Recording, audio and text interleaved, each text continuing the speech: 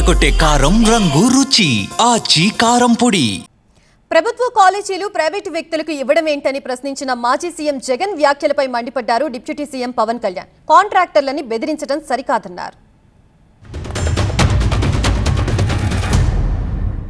Private కాలేజీలు ఇది నడిపేటప్పుడు వాళ్ళ జీతాలు నువ్వు ఇస్తావంట.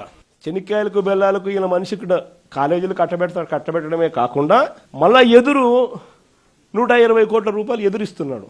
ఇది ఇంతకన్నా ఇంకా స్కామ్, ఇంతకన్నా దారుణమైన పరిస్థితి ఎక్కడైనా ఉంటుందని అడుగుతా. ఎక్కడన్నా కూడా చంద్రబాబు నాయుడు వినకుండా దీనికి ముందుకు తీసుకొని పోతే మాత్రం, ఆ తర్వాత కాలేజీలు తీసుకున్నోడిని మాత్రం మనం అధికారంలోకి వచ్చిన వెంటనే 2 నెలలు జరగక మునిపే అందరు జైళ్ళల్లో ఉంటారు.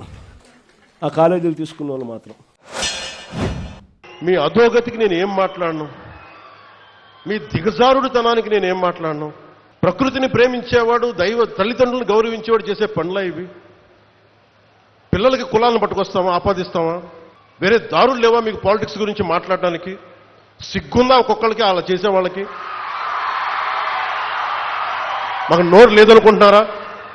కూర్చొని మీరు కాంట్రాక్ట్లు వేస్తే కాంట్రాక్ట్లు వేసిన వాళ్ళందరినీ మేము బెదిరించేస్తాం, జైల్లో పెడతామంటే ఏమనుకుంటున్నారా మీరంతా?